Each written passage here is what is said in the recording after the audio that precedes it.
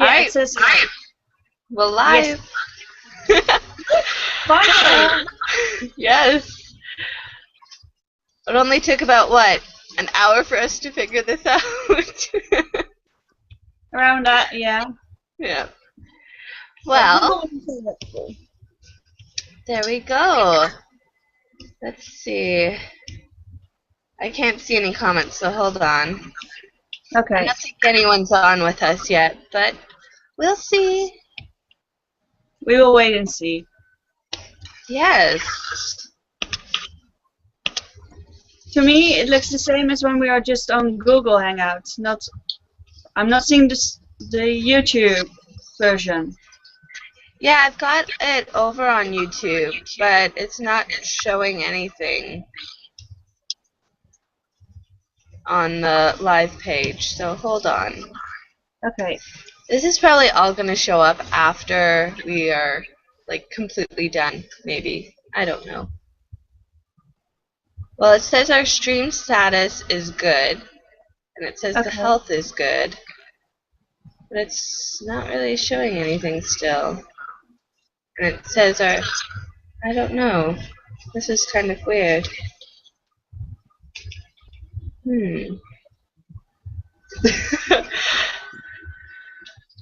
Well, this is interesting.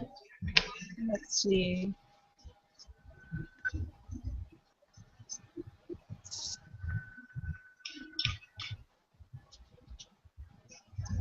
I have no idea. Why is this not going?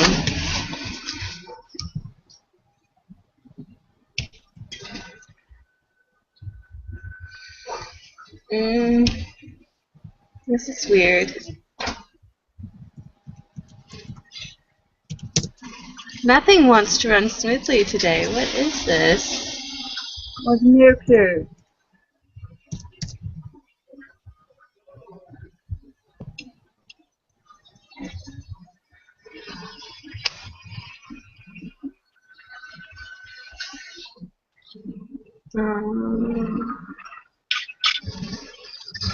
I can actually, like, view... I can see the comments!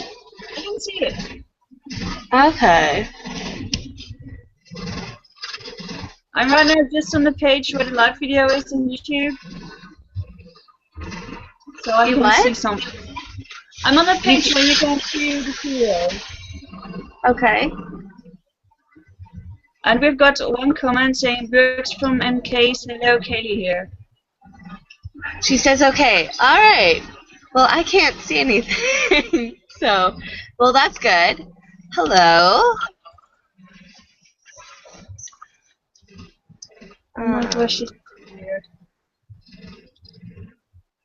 Why does this say resume hangout on air?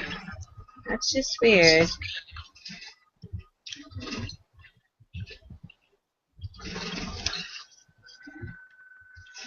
On YouTube, it changes when you see you are in the picture, and I'm talking, I'm getting in the picture. So it looks kind of funny. Okay. Oh, hello, Kaylee. I can see them now. All right. Okay, so yes, we are. So, The Giver. This was just amazing. Yeah, I read it on my Kogo. I still have to receive my paper copy, but I have to get one. Oh my word, it was amazing. When I picked it up, I was so drawn into the story with what was going on. It was just the first line gets you. Where is it? It was almost December, and Jonas was beginning to be frightened. Like, yeah, what's he gonna be frightened about? December. You're thinking, oh, December. Christmas gifts, right? Christmas. Like, Christmas, winter, things like that. But it just draws you right in. It was just amazing.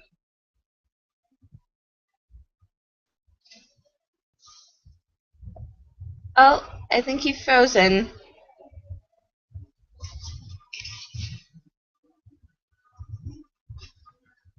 Kaylee? Or not Kaylee. Maud? You still there?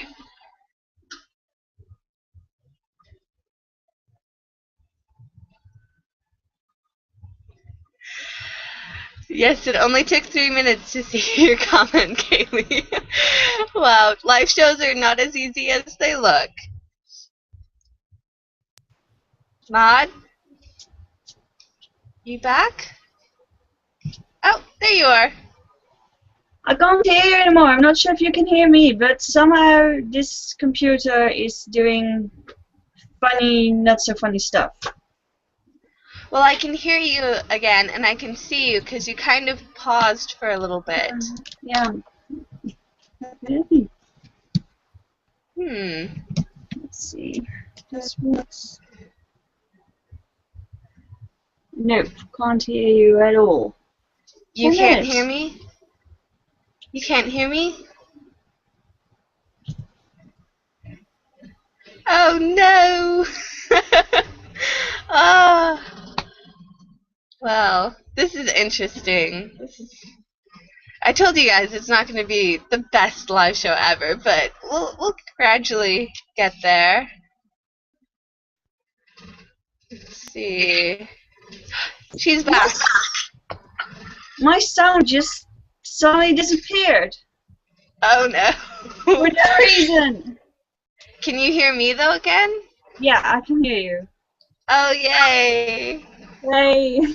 This live show is so not going as smooth as we hoped to. Well, you know, I said it wasn't going to be the best, but we'll learn. We'll gradually get there, and next month will be better than this one. We will know what to expect. Yes. So, the game. I enjoyed it so much. I had heard about the title and the author, but I didn't know what the story was all about, and I kind of expected some kind of weird children's book about I don't know what, and it was totally taken back by what it actually was. I was so surprised. It was really, really, really amazing. This was probably one of my favorite books, and it's been recommended to me so long. I can't even believe it. I've had it recommended to me by like older co-workers and everything. It was just one of those books where you think, yeah, I'll read it one day. And you keep seeing it, but then you keep walking past it.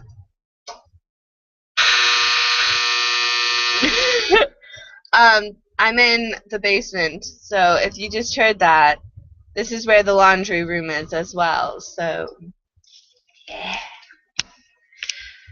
Maud, you there? You've kind of frozen again.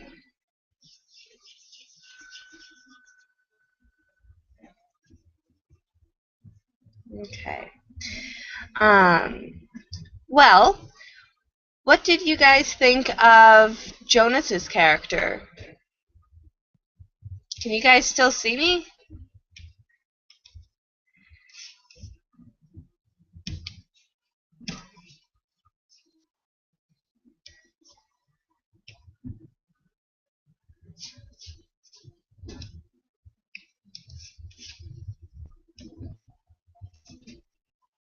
Oh.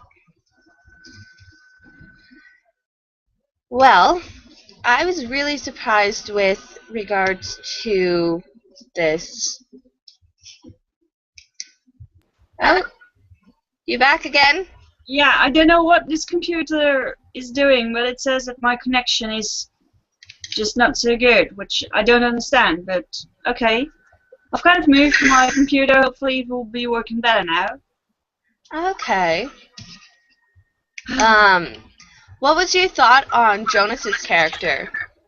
I really, really liked him. I like it in the beginning. He was like just, well, I accept this world and it is what it is.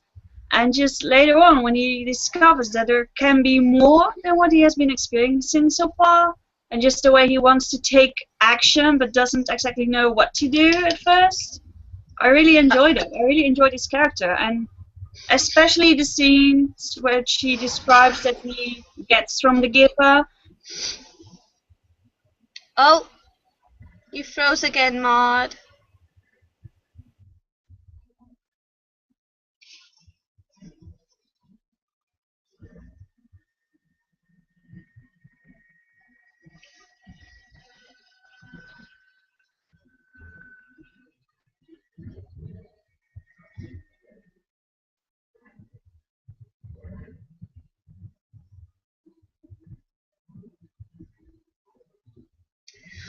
While we wait for Maud to come back, I'm going to answer your question, Kaylee. You put, who would I recommend should read this book? I really think that everyone should read this book. I think it's... Oh, I'm back. You're back! Yay! I'm back! Yay!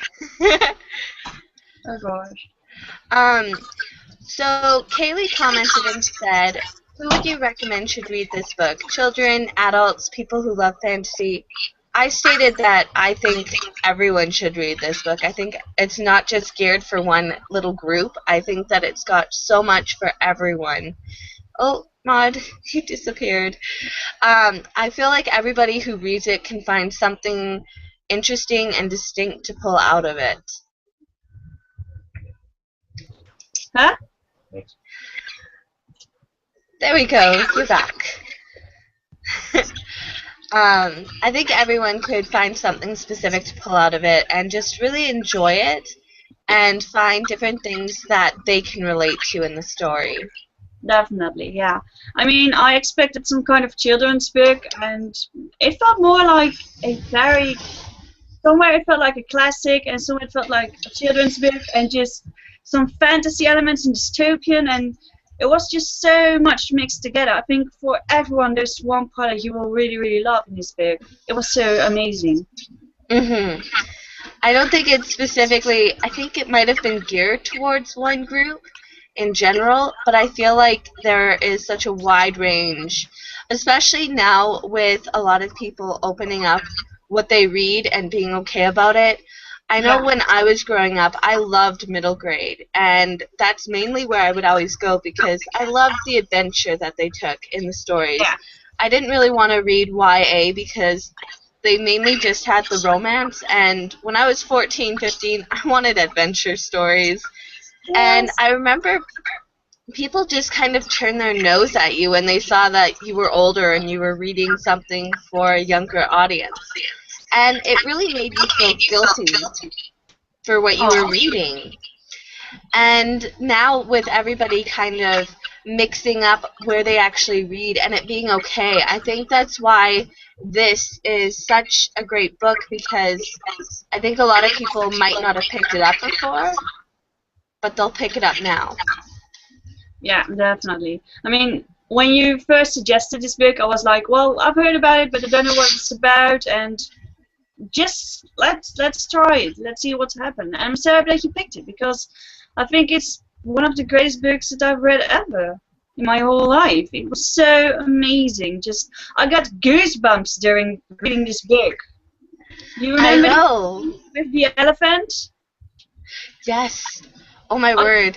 I was at my internship place, and I was having a break, so I was reading it, and I was just like all over goosebumps, and I was like, oh my gosh, this book, oh my gosh. No, it was so amazing. Loved it, really, really, really amazing. See, one thing... Oh, continue. No. Well, one thing with regards to Jonas's character that I really liked is the fact that at the beginning he does seem more like a little boy. He gets confused with words, but he still waits to figure out which word he actually means. And then throughout the progression, specifically around the time when they state to him, "Thank you for your childhood," he then progresses into more of an adult character in his decisions and what he decides to share and what he keeps to himself. Yeah, indeed. And I just really enjoyed how he dealt with all the things that were happening to him when he was trained by the gift. Just, I mean, he's experiencing so many new stuff that are so normal for us, but I can't imagine never having experienced that and then just suddenly having it. it was amazing, and I can totally understand why I wanted more of it. And he was also willing to deal with the negative sides of it, which I really, really enjoyed, because he wasn't there for just the fun. He wasn't there to do his job, and I could really appreciate him for doing that. Mhm.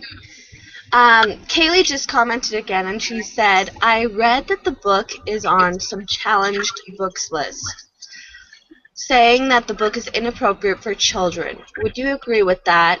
And why do you think some people would try to ban it?" I actually didn't know it was on a challenged ban list. I didn't know that at all.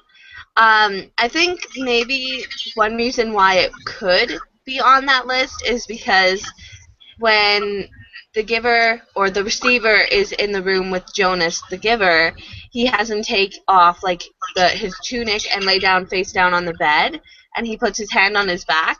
I think that some people might get creeped out with that. The first time I read it, I was a little creeped out by it, to be completely honest. Yeah. But then I just kind of accepted it. So I was thinking, oh, this is not going, like, where's this going? So I understand why some people might be bothered by that and not want kids to read it for that reason. But I think that the interesting thing with this is it shows kids that you don't want to be the same as everybody else. You want to be different. It's not in a bad way. It's just you're unique as who you are. If you're the same as everybody else, it would be extremely boring and you would have a really hard time. Yeah, I think indeed, yeah, I can see some reasons why people would say it's a banned book and children shouldn't read it. Indeed, if the whole scene when he's lying down on the table, but also the fact that he's starting to lie to people. I think some parents might be like, well, I don't want my kid to learn how to lie, so please don't read it. But I think, kids should deal with it, and even if they don't read it, they will in the end still do something with it. And in the end, the giver didn't do anything bad. And there aren't exactly such heavy scenes in this book. There isn't any real violence or sexual content or whatsoever. So I personally wouldn't ban this book at all. I think it teaches very nice lessons with regards to being different and experiencing certain stuff. It's interesting as well, like when you mentioned sexual content, like there really isn't, but there is scenes where there was described things, such as Jonas explaining the one dream where he wanted the other girl to get in the tub because he wanted to bathe her. It's not really done in a sexual manner, but it is done where you know that he has feelings for the girl. Yeah, and there's also... If a kid is 6, indeed, I wouldn't tell the kid to read this book, but if a kid is 12 or something, he's going to experience it, if it's a boy, obviously, in a matter of years. So, probably kids already heard it somewhere around them, stuff like that. So I guess it's kind of depending on age, but it's not heavy enough. This one is then. This one is set more for, like, I believe an 8 to 12 age range, if I'm correct. And what's interesting with it is there are different scenes where the author does describe certain things. She doesn't describe it in detail, such as when he's at the retirement home, as we would call it, and he goes in to bathe the one older woman. Nothing is described. He's just bathing her, but they're talking. So you're not given any other details, but I think with some parents they might feel that it's inappropriate for that to be taking place.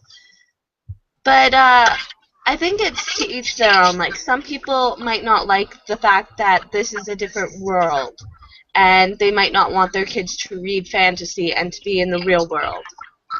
Yeah. Well, I just really liked how she described certain stuff, need the bathing of the woman, or that he's having certain dreams where he wants to bathe the girl. She describes it more as a fact and not necessarily a sexual thing, but just something that he's experiencing and he doesn't know what it is. What does it mean? And I think that she handled it very delicately. She did it just like what a normal boy or girl would do and be like, hey, this dream happened. I'm just telling you guys. I don't know why it happened. It was really strange. And she didn't, as you said, she didn't do it as making it very sexual or making it very inappropriate. She kept it very just factual. He's just explaining what took place. Yeah, indeed, and that's what I really like about it. I think it also makes sure that it is appropriate for a little bit of a younger age, but maybe 8 is a little bit too young, in my opinion. I would say like 10, 11, maybe Yep. something like that. Just when they Yep. get more towards puberty and just probably will be starting to experience this kind of stuff. I think it's better to gear it more towards them than 8 years old. Yes. It's quite interesting, actually. I was reading this, and I actually went and watched a few reviews after I finished reading it. And it was actually older.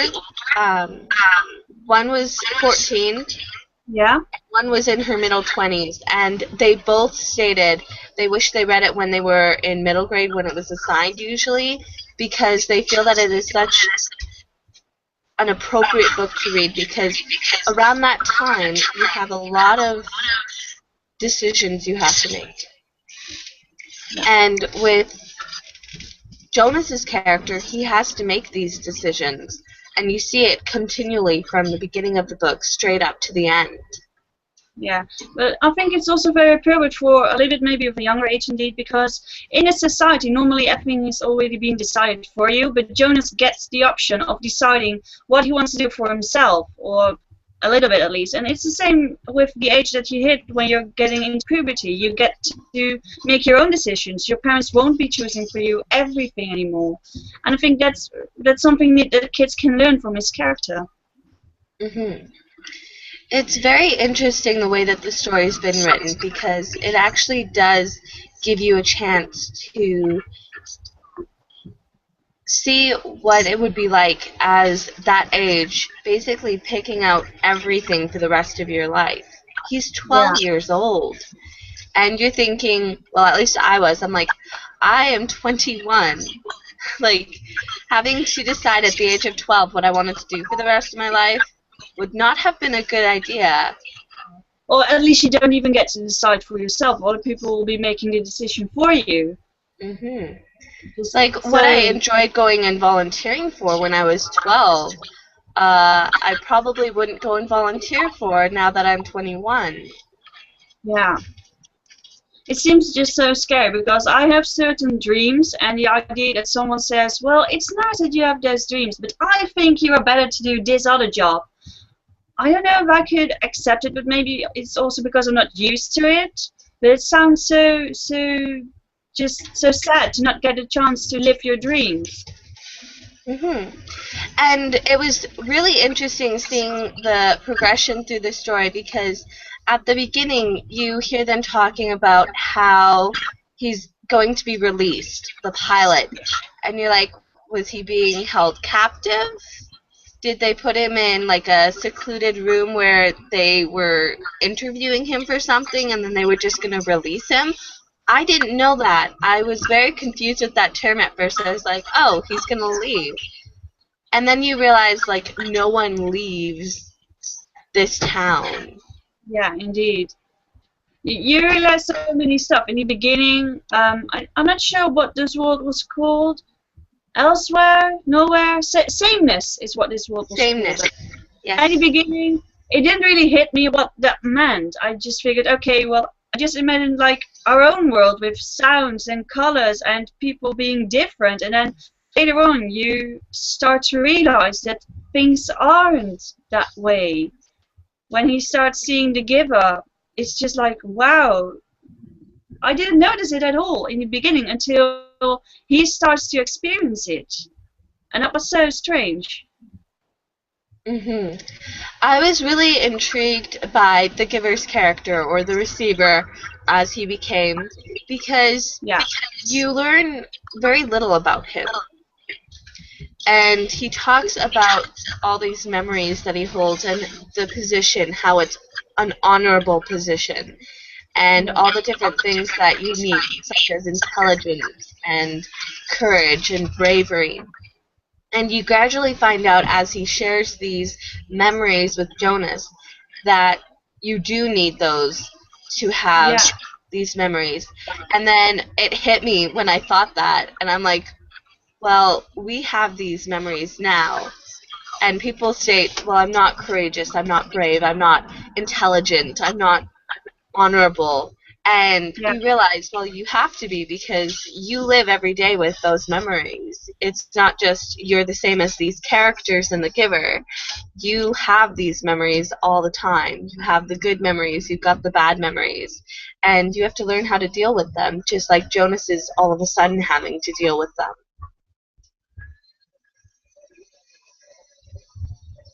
Oh, I can't hear you, Maud. Oh no!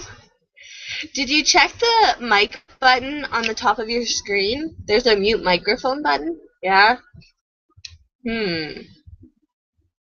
Oh no.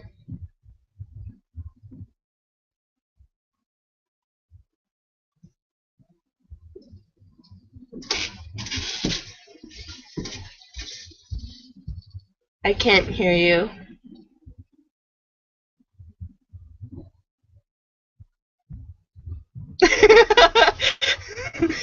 We'll just communicate with hand motions.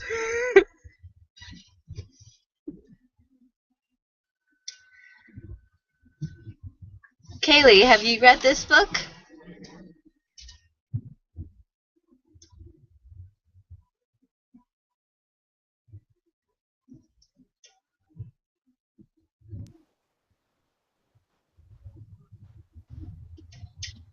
I can hear you! Yay! Next time I'm going to find a place with better internet connection. I promise you. I'm so sorry.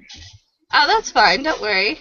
Okay. But anyway, what I wanted to say was that when I told what the giver has to have certain qualities, indeed intelligence and courage, I first was like, well, why do you need that? And then during on in the story, you can see why someone needs these qualities to be a giver. It was really, really nice to see that not only Jonas is grown, but that you also can see why he would be perfect for the job.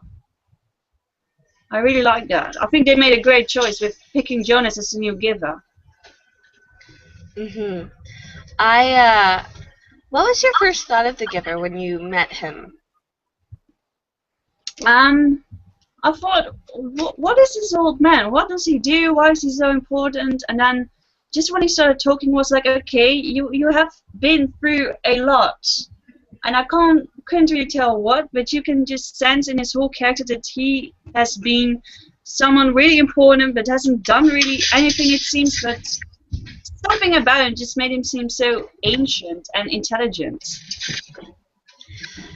I didn't have anything. When I first met the giver in the story, I was thinking, I was intrigued. I didn't know what to think of him, and I just wanted to find out more, because I knew that because he was an older gentleman, I wasn't sure if there was going to play in anything with him being older because he wasn't there with everyone else who is older, or things like that. Yeah, it was definitely so interesting. It's, you know, Jonas in himself is really an interesting character, but I believe the second most interesting character, to me at least, was the giver. He was so amazing. But I also really liked, or I didn't like the character, but I really liked the depth that the father had. Just what that father did during his job and the way he handled certain stuff. It was really, at first I was like, oh, he's a great dad, and then later on you read about him and I was like, wow, he isn't what I expected him to be. When I first met the giver, he held himself differently than everyone else there. You just knew that there was something different about him, because he was, even when Jonas first saw him, he said that there was something different. And you realized that that was the same with Jonas. He was different than everyone else, such as when they would sit down in the mornings and they would have to mention their dreams, and then at the evening they would have to mention like something that happened that day and how they felt. You realized that Jonas was different because he didn't always share and he didn't always share the whole story because he didn't feel that he needed to. Yeah. He was telling the truth, but just not all of it.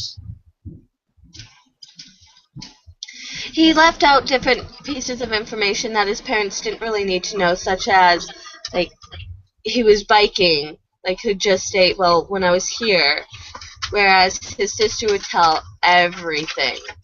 Like, she was waiting in the line when the kid went down the slide, and then she got really angry because when he went back around, he just cut the line and went up the slide again.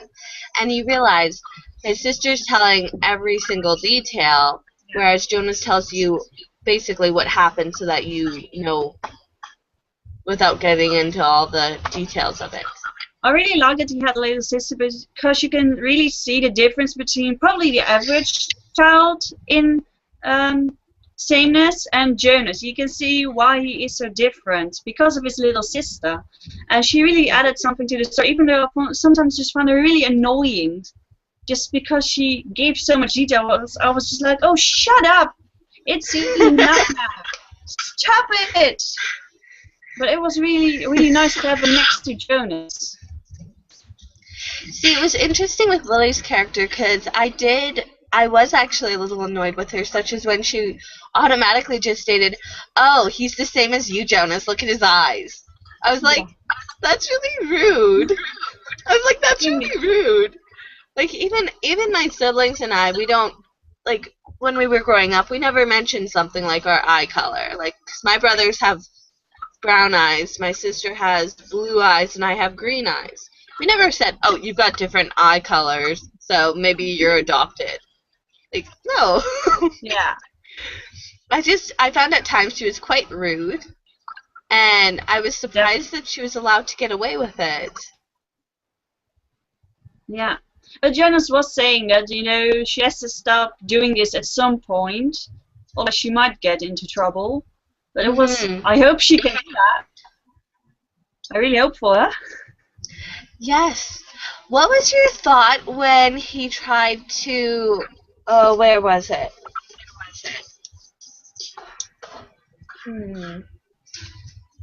What was your thought when he tried to give the memories to his father and his sister? Well, I really could understand why he wanted to do something, because when I think back about when I was a kid and I experienced something that just made me wonder what it was and how it felt, and I wanted to share it with other people. The only way that you can really share it with other people is by letting them experience it too. So I could really relate to him wanting to do that. But on the other hand, I was like, there's a reason why there's only one gift, why people don't have all those memories, all of them. But I really could understand why he wanted to do that.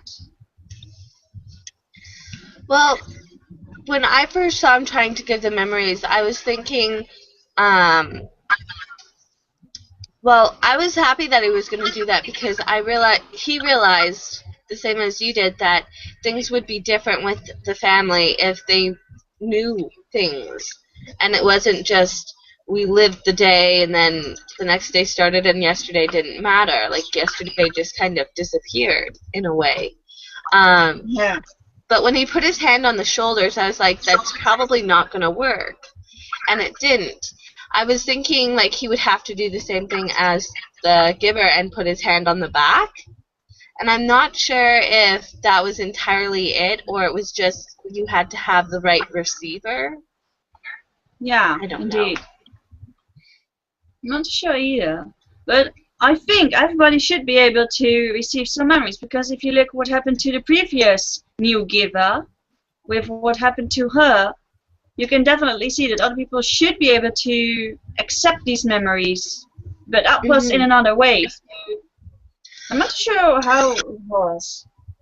Well, here's the thing. I was thinking, like, in order to give the memories specifically to a person, your hand had to be on the back. And then I was thinking that in order for you to basically just release the memories, you had to be out of that sameness. Yeah. Indeed. How did you react when you found out about the older giver? well, the older receiver, I should say, with who she I was actually really was. with who she was. I was really shocked, and I felt so bad for the old giver. Just that he had to go through this, love someone so much, and then just see her crumble like that. It seemed so horrible. Just I felt really bad for him. When they said that, I literally almost like tossed the book in the air and went, "Oh my word!" Because I was so shocked. I'm sitting in the living room. It is 10 o'clock at night, and I read that, and I'm like, "Oh my word!" And I just had to close the book and think for a minute. And I'm like, "Oh my word!" We had all of the clues. Like he mentions his old spouse is living with those who are childless, which makes you realize she had to have had children, which means where are her children? Yeah, indeed.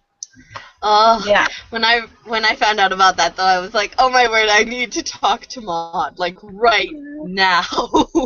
Point that I really want to discuss with you. What did you think when you found out what the dad of Jonas did with the babies that weren't strong enough to get a name? um, I was trying to, at that point in time, when he said that the child would be released, I was thinking, what is releasing? I need to know this now. And I had two thoughts. I thought one of them was they send someone out into like outside of the sameness and basically they're going to die or they're going to get eaten or something. And then you find out what releasing actually is and you think in that scene with the father when Jonas is watching the releasing, I was thinking, Yeah. how can you go home to your family And and just face them as nothing has happened. yeah, how can you do that? Um, because literally, I was thinking, Kaylee, this is a spoiler, by the way, if you want to plug your ears. Kaylee hasn't read this yet. When because literally he's killing this innocent newborn. Yeah. Indeed. I was just so shocked, and I was thinking, you know, the little sister, she wants to do the same job. That was my first thought. She loves these little babies and she wants to take care of them, but can she do this too? And then I figured, you know, what happens if Gabriel doesn't get strong enough? And I felt such panic suddenly. I could just, as if I was watching it myself and had a little brother at home who could probably be released. Just, it gives me the shivers, even that. I was really interested with Lily's character because you realized how childish she is when she originally states she wants to be a birth mother. And her mom is just appalled by that idea because she says, you have 3 births, 3 years, and then you go and do hard labor for the rest of your life. And then Lily is like, well, I don't want to do the labor. And you're like, well, you're going to have to work anyway when you get older. But you realize it's really one of those moments where you think, wow. Because you see the difference in her character with Jonas's, and that one is probably the biggest gap. Because then she realizes, well, perhaps I should go and just be a nurturer then. Yeah. It's like, well, if I can't relax and be lazy, then this is the other better option. Yeah. Something like that. Mm-hmm. I was really intrigued by the scene at the beginning when they're going through the actual, like, I'm wanting to call it choosing ceremony because I'm reading Insurgent right now, but it's not the choosing ceremony. It's the one where the job applications. Yeah, it's I'll just say the ceremony, like you said. It's interesting because they have 50 births every year, so there's 50 of them, and it's interesting the fact that they do a special ceremony with the one boy because he's replacing the child that died. Yeah. And then Jonas makes the connection between, I think his name was Roland. He was released, but they don't name another child Roland in honor of him. And he realizes there's a difference between a loss and a releasing. Yeah, indeed. I was so intrigued by that because I was thinking, okay, so if you're released, then there's something going on, something that makes them not want to give another child that name. That must have been something so big. And our loss is obviously very huge, but if in our society it would seem like horrible to name your kid after your other dead child, as if you Yes. can't just let it go. It would It almost seems so become weird. the name that never was used again. Yeah, indeed. Just if I had a kid and it would die, I would never want to hear that name again for a long, long while, probably, just because it would hurt me so much. So if you get a child and you name that after your dead child, you will be confronted with it every day for the rest of your life, even more than normally. Mm-hmm. So yeah, it's so weird. Like, in a way, we do it the opposite as what they do. Because when someone in our life dies, we sometimes, when we have children, we'll name them after that person. Like, with my middle name, I was named after my great-grandmother, or great-aunt. No, great-grandmother.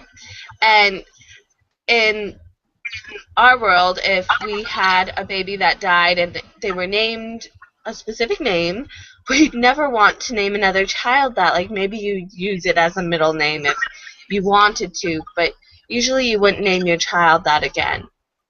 Yeah, indeed. You usually name someone after someone else in a kind of way to honor them. But if some child just died, and especially the way that this child died, it doesn't seem like something to just name your kid like that. But obviously, it's something that they do in this society. So, yeah, it's such a weird world. It's interesting because the world is almost the exact opposite of ours. Yeah.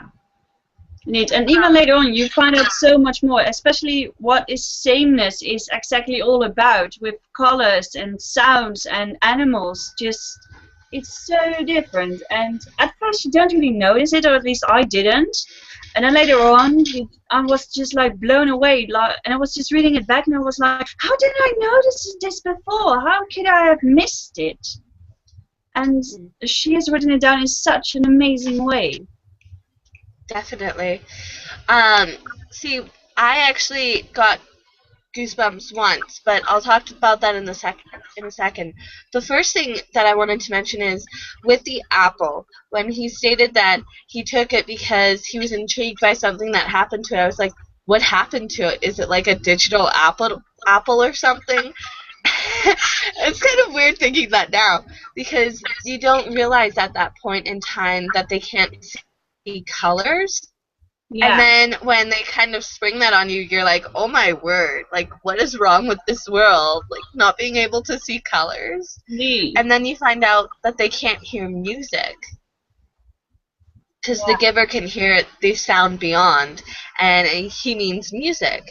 It's really weird. I was just so blown away when I started to read it. I was just like, how? I didn't notice it at all. And indeed, when he was seeing this apple change, he was like, well, what is happening? Did it disappear or reappear, or did it change color? I was actually thinking, but obviously it didn't have any color to begin with. It was so uneasy. Yeah, I was originally thinking, like, was it a digital apple or something? So, like, it started, like, disappearing partway through the air. And then when he noticed the girl's hair did something weird, I'm like, color. Oh, my word, color. Because I was thinking, there's no way that she's got, like, hair that disappears.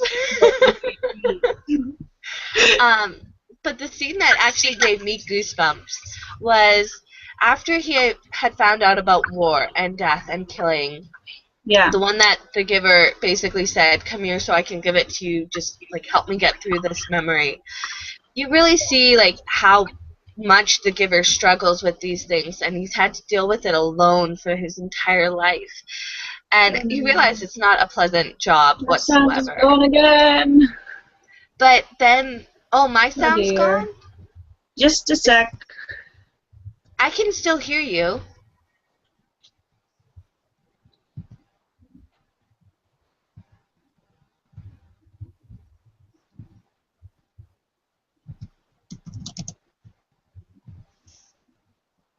Can you hear me?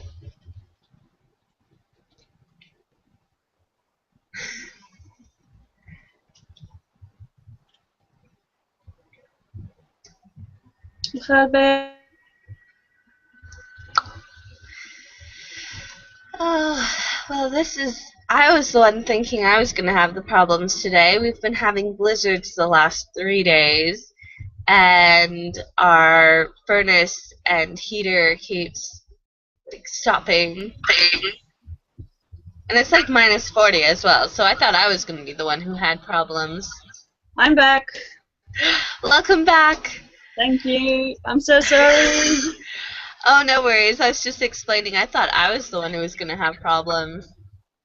Well, I'm currently not at my own house, but at my boyfriend's house, and they have some dead spots of internet in his room. So I'm just changing the laptop, but somehow I can't seem to find a place that is just working perfectly for longer than 10 minutes. Well, that's okay. Like, at least you're not having blizzards. Indeed. That's a bonus. We've had a blizzard for the last 3 days. I was just explaining this to everyone else, and it's doing weird stuff to our water heater and our furnace for heating the house. It's currently minus 40 degrees today. It's around here. It's probably 8 degrees or so, something like that. I need to come and visit you right now. Yeah, when I'm going to do it, it won't be during the winter. I'm sorry to say, it won't be during the winter. I was kind of assuming that. I don't think a lot of people, unless you're used to Canadian winters, you don't really come. I can't believe the amount of snow that we're getting this year, and it's never been this cold in the last, 8 years. Oh my gosh. Very cold only thinking about it. We haven't had any snow so far, so. Well, that's why I'm in, my hoodie today. So I'm staying nice and toasty warm. Nice. That reminds me of the Giver, at the end of the story when Jonas is traveling, that snow scene. Yes. I was rooting for him, like, come on, keep on going, don't give up. Come on, don't forget Gabriel, please, don't stop. I was just so desperate to keep him going. I didn't want him to just lay down in the snow and die. I know, I was nervous he was going to die at the end, too.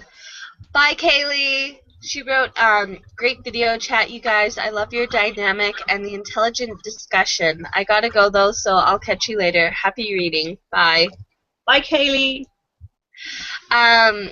The scene, though, that I got goosebumps was when he went into where all the kids are playing, and Asher's kind of playing with them, and they're playing war.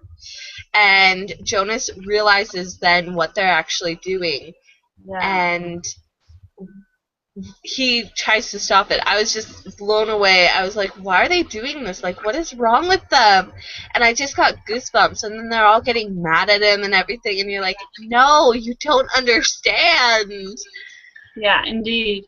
But you see that happen a lot with other kids. You see, usually when you look into a class, there's always one or two kids that are a little bit more ahead with their studies and stuff. And they usually also sometimes don't really match into this group. So I found it really interesting to see how much Jonas just changed by that memory and how the other ones didn't understand him at all. Exactly. It's really interesting watching how these kids have still remained children. Yeah, but when I'm looking back, when I was younger, boys in my class too played war games, like shooting each other and knives and I don't know what kind of stuff. And just when I'm looking at them now, you know that they would never do it because they know what war is just by watching the news. And then you think... But we don't make a problem with it. At the end, when he and the Giver are talking and he explains that Rosemary's his daughter, it's right then and there where Jonas gets his brilliant idea to actually kind of leave so that the memories are released to everyone else. Yeah. And you kind of realize, like, Jonas is basically putting himself in a situation where he will never be able to return. He's not going to see his sister grow up. He's not going to see his parents ever again. And he does one more thing that's even more drastic and puts him even further from the Giver by taking Gabriel with him. Yeah. Because he doesn't want Gabriel to be released. Yeah, but I would just really like that he did that, you know. He really cared about Gabriel, even though it wasn't his brother, and even though they told him that you shouldn't care about this baby because he might be released, or if he gets strong he will be put into another family. He really did start to care about him, and just, I could so understand it, especially when he left this whole city with Gabriel. They were so cute together, and I believe Gabriel would have been 2 years old or something when they started traveling, and it's so nice to see them together and see that Jonas, while he is kind of alone, but not totally alone because Gabriel's with him, and Gabriel's also experienced some of his memories, and it's so nice to see them together. It was so cute.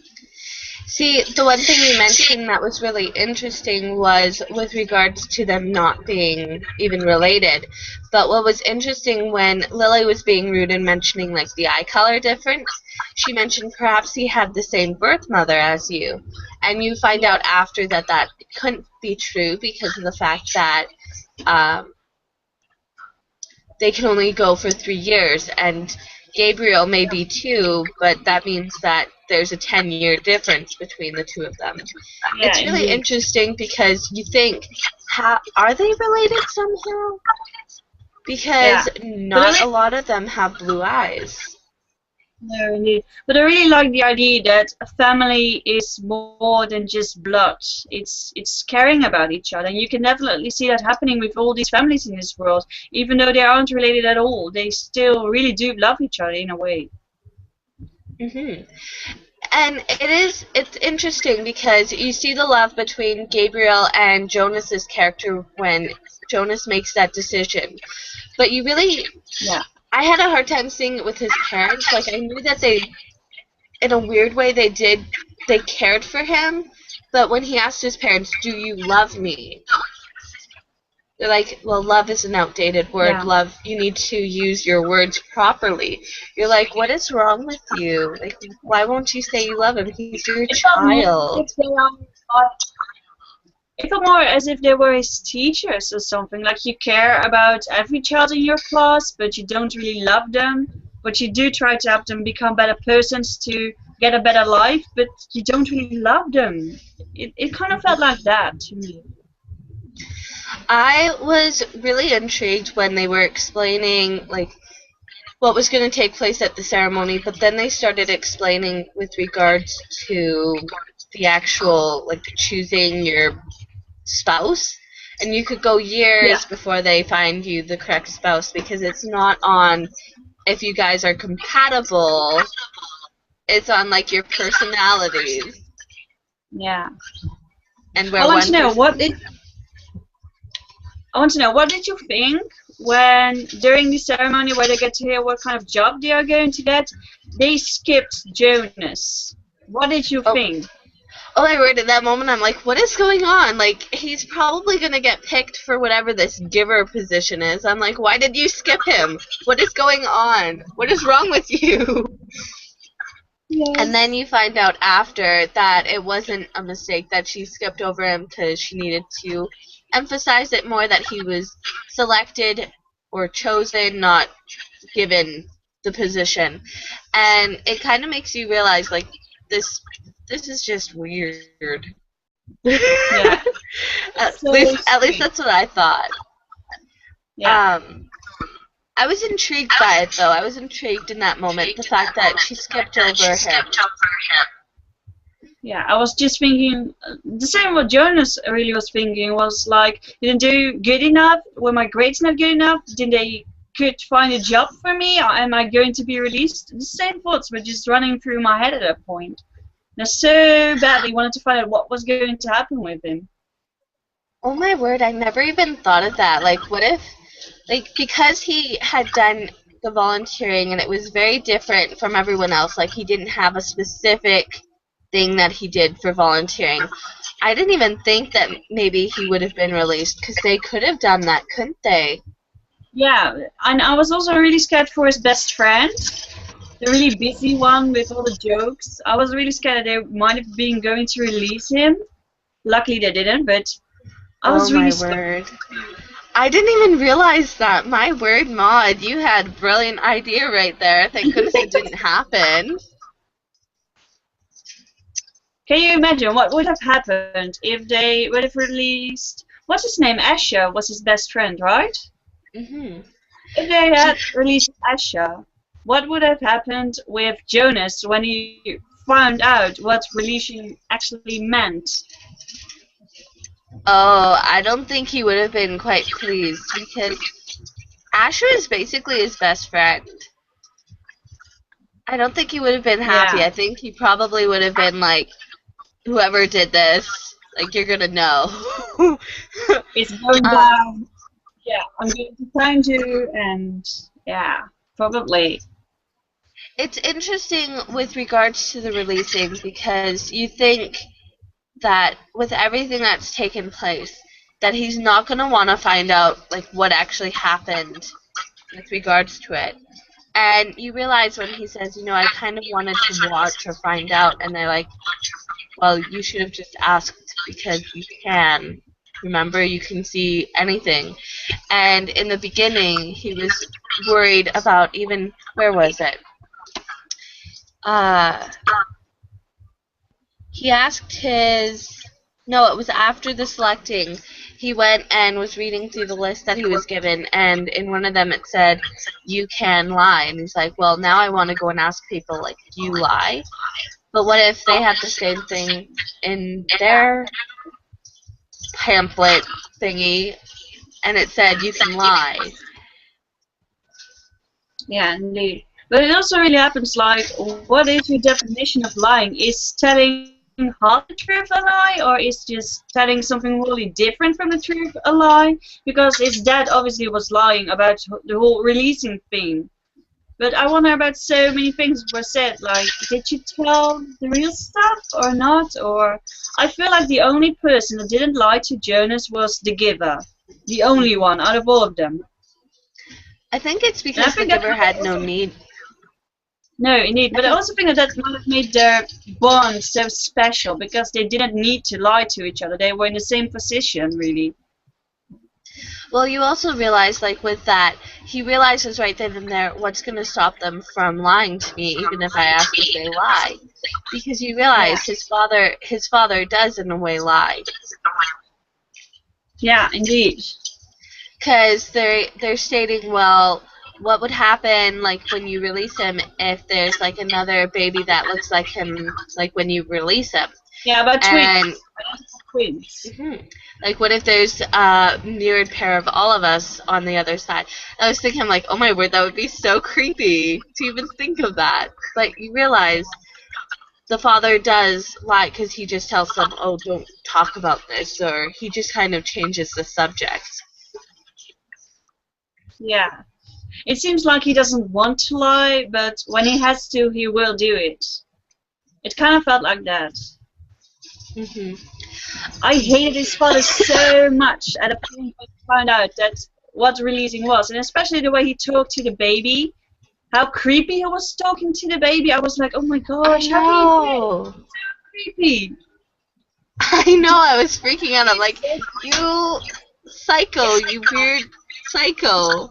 And how can you be just out later on, sitting at a table with your kids and your wife, just doing it, just like nothing has happened? It was so odd. Hmm. It was really weird with that.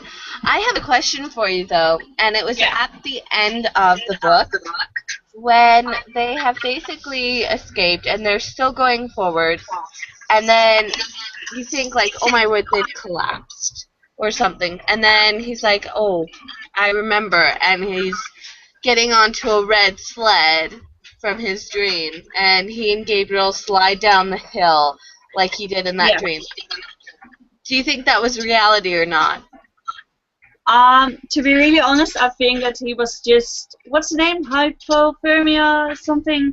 He was getting so cold. I think he was getting illusions and delusional, and I think he was just dreaming. And honestly, I think he died in the snow with Gabriel. I think. I don't think that they could just make a sled out of nowhere. I don't think that could have happened. I know. I'm thinking that too. But the thing is, where did the town come from? Because the town wasn't in the dream. No, indeed. But I think I think that might have been what he wished to have. I mean, he knows what a town is because he grew up in a town, and maybe he's just hoping to get something like that, something warm. So he took the basic memory of a town and changed it into something that he wished it to be. I think something like that. But I don't think that it's a real town. I really have no idea what the ending is doing. Like, is it a dream? Is it reality? Is he just kind of going delusional because of the hunger and the deprivation of what he's going through? Yeah. Sorry. Yeah, indeed. That's okay. But you know, what I found really, really annoying right now is the fact that there are 3 other books, but I believe there are companion novels. It doesn't continue on with Jonas or Gabriel. So we'll probably never find out. I actually did a little bit of research because I actually own Gathering Blue already. I bought it last year. Actually, I rebought it so that it would match my edition of this one because I had like the little mass market paperback. I'm going to buy the same edition as well. They're beautiful. So beautiful. They're absolutely gorgeous. And so pardon? They are definitely worth it. They're so pretty. They're so good. I need to have them in hardcover. Mm-hmm. They actually have a box set. Pardon? Oh. But I don't have it at the Book Depository. The box set, not anymore. Huh. I'm going to search for it. But what about your research? Oh. Are you still there? Yeah, I'm here. Oh no! There's an error loading your app. This app couldn't open because it isn't communicating properly. What is going on? I just disappeared there, didn't I? Yes, but you're back. Okay. I have no idea what's going on here. There's like a third one here. Yeah. I don't know. We definitely need to learn how to do this.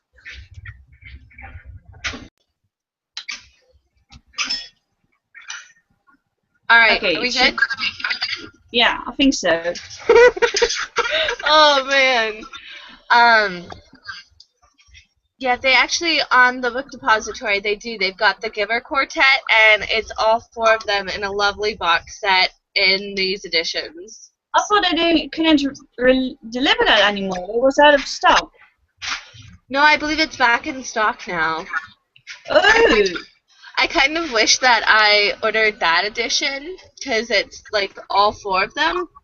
But I'm like, since I already own the first 2, there's really no point in buying the whole box set, because then I've got the first 2 of the first 2.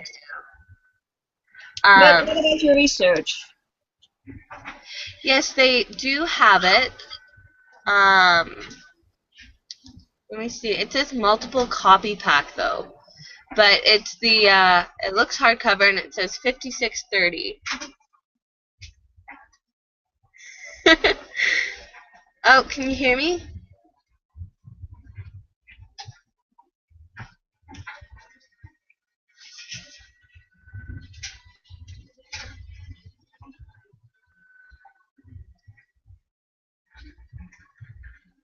Can you hear me?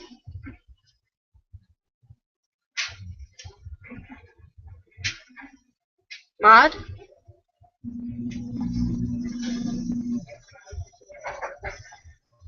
I don't... Oh, we lost you again.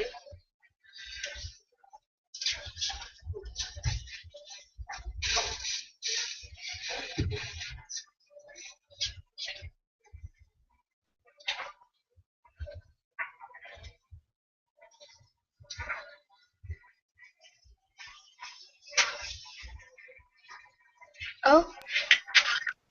Yay! I'm back again! You're back again. For the fourth time! Well, I think we've pretty much discussed everything in the book, but what I wanted to state was I actually did some research. Gathering Yes. Blue and Messenger are actually companion novels to The Giver. Yeah. And then Sun is basically the conclusion to The Giver, Gathering Blue, and Messenger, I believe. Ooh. Now that sounds interesting. I know, I'm really intrigued to read Gathering Blue and then pick up the last two books. I definitely want to do that too. I want to know what happens next. I know. I really want to know what happens to the end of Jonas and Gabriel, because here's the thing, Messenger is actually a more recent release. Oh, that's so. What year? I don't really have it written down in here. Hold on. Do you know what? Okay. Google works wonders, so hold on.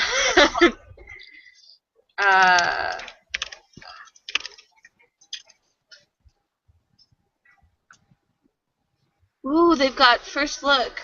Ooh. I'm not sure if you were aware. Well, I searched this up. Did you know that The Giver is due to be a movie at the end of this year? No. Yes. Oh gosh! I'm so excited. So The Great Giver was timing. actually... Pardon? Great timing. I know, I'm really excited I need more. about it. I know. The Giver was actually released the year after I was born, 1993. Gathering Blue was written in 2000. Messenger was released in 2004. And Sun was released in 2012. So there's like age gaps between all of the books. Wow. That's just... I'm so happy that we're starting to read these books now that they're all released and that we don't have to wait for them. Because that would have been horrible. I would have not enjoyed that. It would be really hard because you're like, what happens to them? And now all you have to do is like pick up the next book and you can read it. Maybe Yes, after you indeed. get your edition for Gathering Blue, we'll have to read it together. Yes. I feel like we need to. I need to discuss this whole series with someone. Yes, that's the same thing that I'm having with Insurgent right now, because I'm reading through it and I'm like marking things that I want to discuss when I review it, but I'm like, I need to talk to Maud when I finish this. I'm about almost 20 chapters in now. Oh, wait. I am currently on chapter, because I've been reading it today, I am, let's see, chapter 29. Wow, we're really close to each other with where we are. But yes, I'm really enjoying everything that I'm reading currently, and I was very pleasantly surprised with The Giver. I didn't think I was going to love it as much as I did, and this is actually the first book to end up on my favorite list for 2014. How many stars did you give it, or how many stars would you give it? I think if I had to do a star rating, I think I'd give it 5. Yeah, same here, definitely. I'm not sure if you have a Goodreads account, but I do have one, and I just right away, when I read the first 2 or 3 chapters, I already gave it 5 stars, and I was like, if it's going on the same way as it does right now, it deserves 5 stars, and it totally did. The writing is just superb. I don't know if there would have been anything that I would have changed in the book. No, And that's when I you... think it matched everything just so well together. The pacing, the characters, the happenings, just everything. It matched so good. It's interesting because as much as you'd like to be like, well, let's talk about the different characters in the book, you can really only discuss the main two. You can only discuss the Giver and Jonas. Indeed, because all the other ones are just kind of the same. Yeah. They all kind of have that same quality where you're like, well, I really, like, I've met you, but I don't remember anything about you. Sorry. I know your name, and I know what you were to Jonas or the Giver, but other than that, no. See, like, I remember Asher's name. I remember Lily's name. But I can't remember any of the others. I think the girl's name might have been Anna. I can't remember. Oh, you've frozen. Yeah. Oh, you're back. You're back. Yes! Next time, I will make sure I have better internet. Definitely. One thing to mention with regards to the movie is they've actually made the characters a little older, which I'm not too crazy about. I believe the character... Let me see.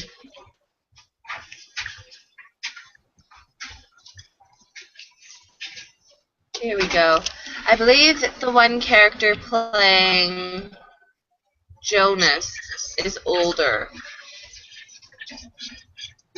Okay. Let's see. Jonas is being played by... Dude, how old are you? Oh, he was born in 89, so that means he's older than even me. Or me. I'm older than you, and he's even older than me. I'm not too crazy over that. No. I'm not too crazy over that. Let's see, who do they have? So then he would have to be, what, 24 or something? 92 is 22, 90 would be 24. He'd be 25 this year. That's way too old. It's like 10 years older. You know, I can deal with 2 years or 3, but more than 10? His age has doubled. His age in the book was 12. It's more than doubled for the movie. Now I'm actually really scared about this movie.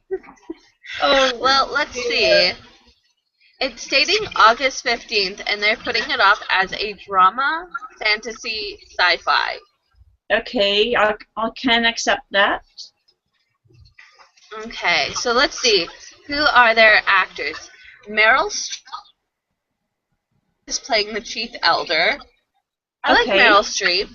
Yeah, I can see her playing it. Alexander Skarsgård is playing Jonas's father. Jonas's father doesn't even have a name. No, indeed, it's never mentioned. How's that looking?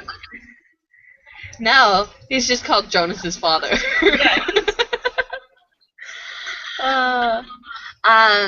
Jonas's mother is played by Katie Holmes.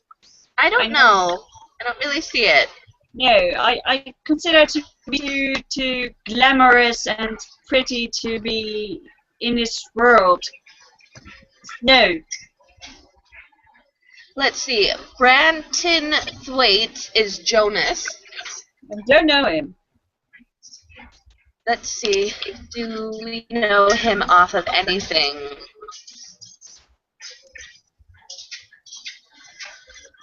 I don't think so. Let's see. Asher is played by Cameron Monaghan. I think that's how you say his last name. No, he is not Asher. He is not Asher. No? No, at least for me, he is not Asher. Is there anything that... I don't think so. I don't really know him off of anything. No. I do But hope that Jonas will have blue eyes. I would be I don't really think the upset. kid does. No, I then think they have to change it or something. definitely put contacts in, if not, because the blue eyes are something specific, I think, and very distinct for his character and very important for it. And the same thing with Harry Potter. It's always you have the same green eyes as your mother, and the damn boy has blue eyes. It's so annoying. Well, I never really had that frustration. I haven't. I haven't. So. I think that with book to movie adaptations, the little details make the book truly come alive. The little details about age and places, looks, to me that makes it really alive. So if you change someone's eye colors, well, they're so important in Harry Potter or The Giver, it does really annoy me. Mm-hmm. Well, I didn't read Harry Potter, and I haven't seen the movie, so I didn't have that frustration. But I do agree there are certain times in books where the author is very distinct with something, and then when it changes in the movie, let's say it's something such as like Peeta's leg. I don't know about you. I was happy that they changed it because it made it a little more like happy. But I was a little bothered that they changed that little thing because it was kind of important. Yeah, definitely. So, anyway, though, Cameron Monaghan was born in '93, so he is a year younger than I am. But he does not look like Asher whatsoever in this picture. He's got red hair. I don't know, for some reason, I was seeing Asher more like darker hair, darker skin tone. Yeah. I was thinking more of like an East Indian. Yeah, or Hispanic or something like that. I don't know. It was just how he was written. I was seeing him not as this person here. No. Let's see. Fiona. Who's Fiona? Fiona's the girl's name that he likes. Yeah, that he wants to put into a bar. Yeah, I told it's Fiona. Her name is Odia Rush. No, she's not her either. She really doesn't have. She has. According to the book. I don't really know. I think it's more of like a brown than a red, unfortunately. And she's got blue eyes, like distinctly blue. So she'll have to wear contacts in the movie because they don't. But she was born in '97. So that would put her roughly around the same age. Wait, 97, 2014. Wait. I'll put her around 14. Jonas is falling in love with her. So yeah, that's like not even legal. Apart. That's not even legal. No. What are we going to do with this? What is going on with this movie? This cast is not good. Let's see. I'm scared right now. Lily is being played by Emma Tremblay. Okay. Do you know what? I think she can actually pull it off. I have always imagined her having blonde hair, something blonde or something. Yeah, blonde. I was thinking blonde hair too. She doesn't have blonde hair. Oh. She's distinctly a brunette. But I think she'd actually be able to pull. I think she'd be able to pull Lily off. I haven't seen it, but the only other movie that she's played on that I think you would know her off of would be Elysium. I haven't seen that one yet, but I'd like to. So we'll see. Let's see who haven't I told you. I think I'm going to watch it tonight. Watch what? Elysium, because my boyfriend has it on DVD. Ooh. I'm going to check her out. That sounded so wrong.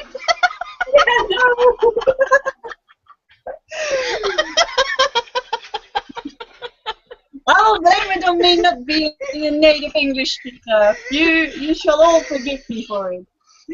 I was gonna say you sounded like some crazed stalker fan. She better be a good actress, or she can't play Lily. She's very annoying. Kind of. I mean, if you are going to watch the Divergent movie, and Trish is going to have black hair and is acting like Lily, that would be annoying, right? Oh my word. Yeah. So if she's going to portray Lily in a bad way, I am going to be annoyed. Yeah. Like, if she plays Lily the way she is in the book, like, annoying, I won't be that upset. I will find her annoying. But I won't be upset. But if she just completely flops, no. To be annoying for the right reasons. Yes. Not because she's a bad actress or anything, but because she's playing Lily and Lily is annoying. Mm-hmm. Just needs to get into the right zone for the character. Let's hope she can pull it off. The last two characters here that are actually casted and listed, we have the Giver. Yes. Is being played by Jeff Bridges. I love him! I know, I'm really excited about that. The only thing is, they showed a picture of him, and they've got, like, for some reason, they haven't left him with his typical beard, which I think would have worked. They've done his beard more like what's on the front of this. Well, I can deal with it. The picture kind of that they show for, like, the first look, I was kind of like, but I really like Jeff Bridges, and I think he can play the Giver beautifully. He is amazing. I'm happy with the Giver. At least one actor is in it. Mm-hmm. What's the last one? Last one that is listed is Rosemary. Okay, his daughter. I'm not too sure how I feel about the casting. Well, tell me. Whoop? Taylor Swift. I'm sorry? No! No! I'm sure about what I'm feeling. I don't like it. I don't see her as Rosemary. I don't see her as Rosemary. No. I imagine Rosemary as a brunette or something like that. Not a blonde and not as pretty as Taylor. No. I don't know who I would have picked for Rosemary, but it would not have been Taylor Swift.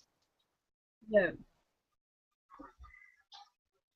I don't know. The sound isn't gone. I'm really excited for the Giver movie. Just give me a second, I'm going to start again. Okay.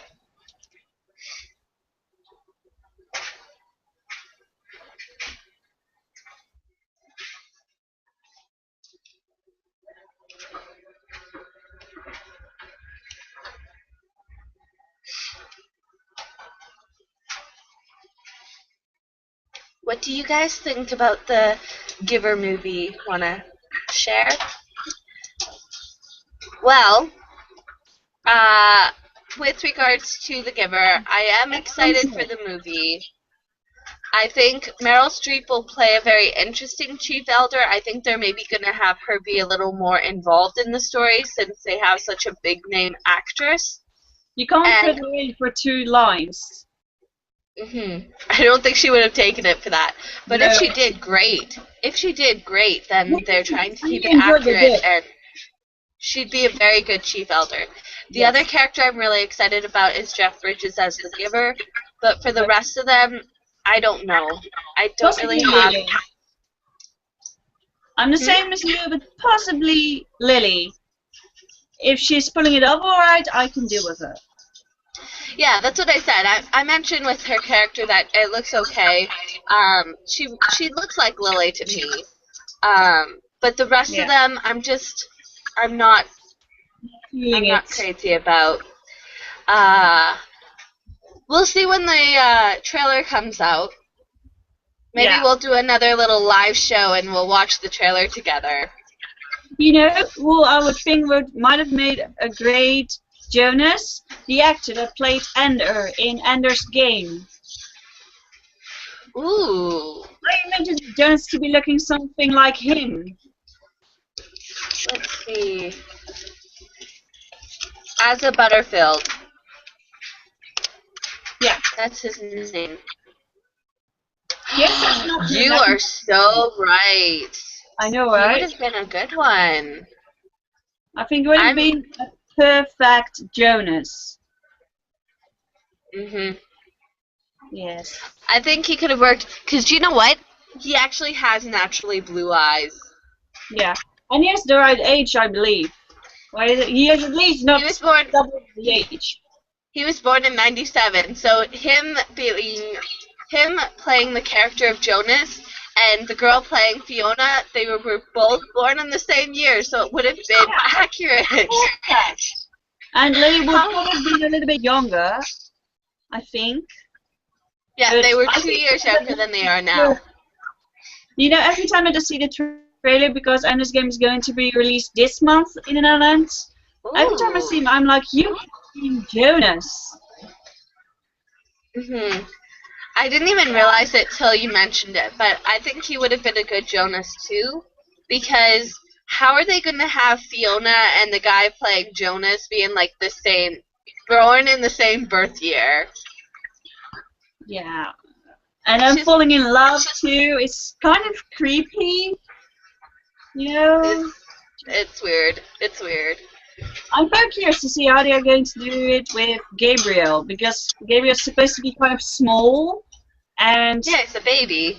Yeah, he's going to be a baby, but he has to be small and blue eyes and just whiny and just how are they going to do it? And then at some point have him being 2 years old and reacting the way he has to react.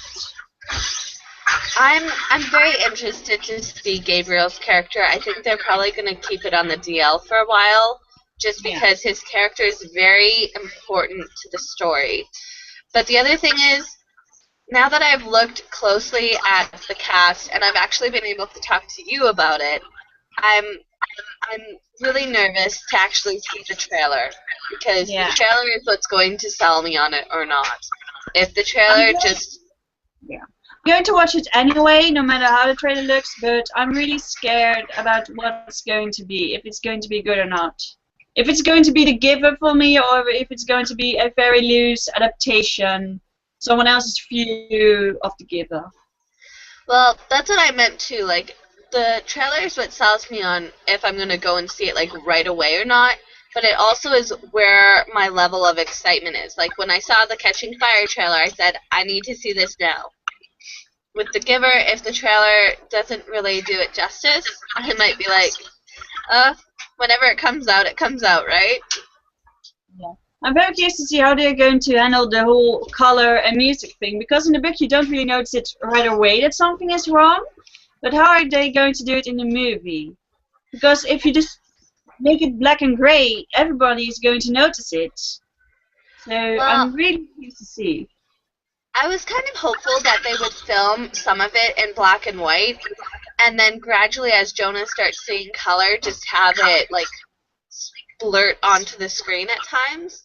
Because I think going into the book, not knowing that they can't see that, it was more of a shock. And I think if the movie's done starting in black and white, and then gradually from Jonas's point of view, you start seeing little bursts of color on the screen, it's going to give you that same kind of shock that the book gives you. Yeah, indeed. I'm really hopeful to see that whole movie scene with the apple and the elephants and snow, and I want to see it. I'm scared. I really, really, really want to see it. Well, I'm glad I could surprise you with that little bit of news. Yeah, you totally made my evening. Yes, it's evening. Well, I think we have discussed the book. We've discussed the upcoming feature film for it. Yes. I'm excited for next month. Yeah, me too. And now that I am really trying to not start the book like before February. I'm just like, I want to read it, but I can't. I know, I know exactly how you feel, because I was thinking maybe I should just read like a page or two, and I just kind of like flip through it, like I just fan the pages, and I'm like, if I start this now, I'm going to finish it before February, and then I'm going to have to try to remember what I want to talk about when we have the live show. I have the same problem. So I've gotten to the point where I look at other books on my shelf and I just kind of fan through the pages. Or I go to Insurgent and I read that because I'm like, what is going on? Oh no, me too. Yes, yes. So, It's going to be amazing. Yes, it is. So this is probably where we're going to shut it down for the live show. Yes. Thank you so much, Maud. Thank you too, Rebecca. I loved having this discussion, and I can't really wait until the next month to do it again. But then on my channel, with better internet, I hope and so. we now know how to invite more people onto the live show, which is great. All right, well, thank you, Maud. I will talk to you again soon, and everybody else. And go and read The Giver, because it was really good. It's amazing. Bye, Rebecca. Yes, bye. Bye-bye.